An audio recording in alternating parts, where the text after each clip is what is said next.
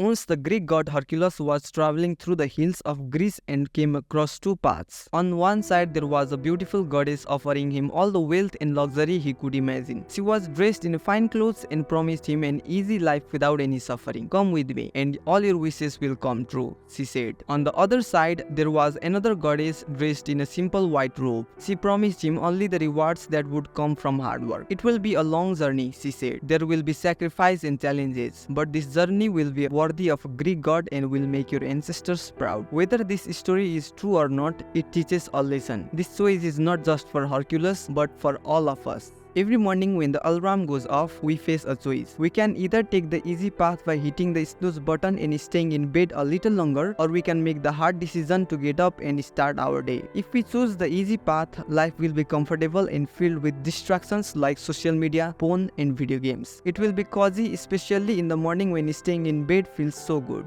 But if we choose the difficult path, your ancestors might smile down on you. You might be able to do the important work you were meant to do in this world. If you often feel helpless and make the wrong choices, it's not because you lack energy, motivation, or are lazy. It's because you lack discipline. The book Discipline is Destiny by Ryan Holiday addresses this issue. The lessons in this book will help you develop discipline in a way that will stay with you. First, what exactly is discipline? How can you tell if you are acting out of discipline or for another reason? Before you can live a disciplined life, you need to understand what discipline really is. There are three things that drive our actions: motivation, willpower, and discipline. Motivation is a feeling, a desire, a craving. It's when you feel enthusiastic and want to do something. But motivation is temporary and comes and goes. Willpower is the ability to resist temptations and push yourself to do something even if you don't want to. It's more reliable than motivation, but it's limited. We only have a certain amount of willpower each day. Discipline, on the other hand, is a character trait. You don't feel it like motivation, but it drives you to take action even when you don't want to. With discipline, you do the work you need to do even if you don't feel like it. Next time you take any action, ask yourself this question: do you need motivation or willpower to do this work? When you lack both motivation and willpower, only discipline will help you. Discipline means you do the work whether you feel like it or not. It's because you have become a person who does that work. For example, you might say, "I'm studying because I'm a disciplined person," or "I'm going to gym because I'm a disciplined person." You don't overthink, you just act against your feelings. Discipline is a character trait that grows over time.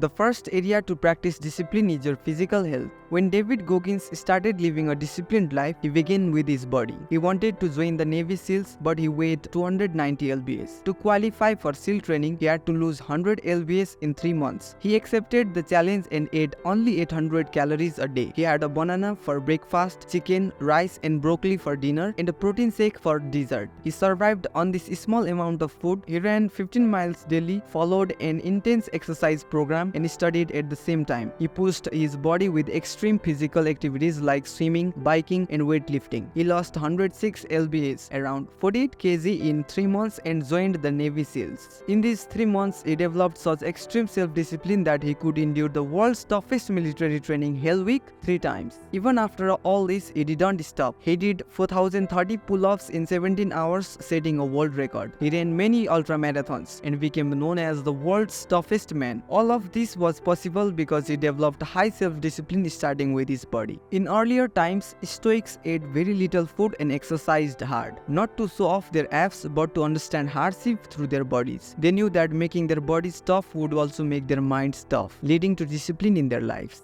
Similarly, when you take steps to improve your health, you might eat foods you don't enjoy, exercise when tired, and prioritize sleep over late-night entertainment. These actions build not just physical discipline, but also mental resilience. Moving on to tempering your mind, building mental discipline often faces a major hurdle: perfectionism. Martha Graham, a renowned dancer, experienced this in 1931 when she choreographed ceremonials. Despite others appreciating her work, she focused only on its flaws, feeling she could not achieve perfection. Many lead disciplined lives but are hindered by perfectionism, sacrificing consistency for flawless execution. Success doesn't solely come from perfection but from consistent practice and effort. Authors advise against chasing perfection and instead emphasize building discipline. Over time, your work will improve. Consider Shakespeare, who wrote 37 plays and 154 sonnets in 2 decades. Einstein, renowned for the theory of relativity, published 248 papers. Picasso created thousands of artworks, though many remain unknown. Psychologist Dean Simonton notes that creative people generate numerous ideas, not always better ones.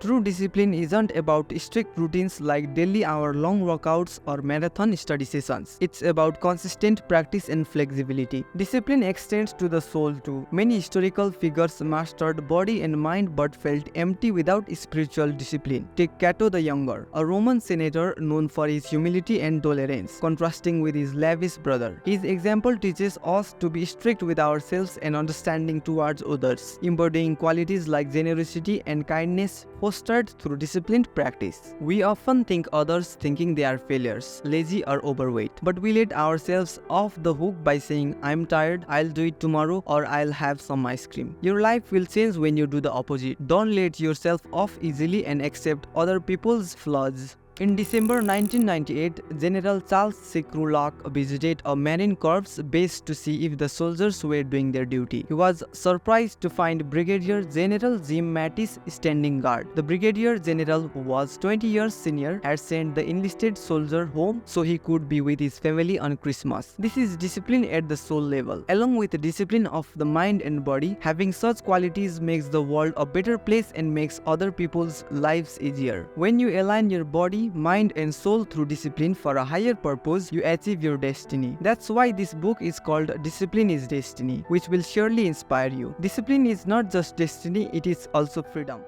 I hope you liked this video. We have made another interesting and helpful video on the power of subconscious mind. You can click here and watch the video.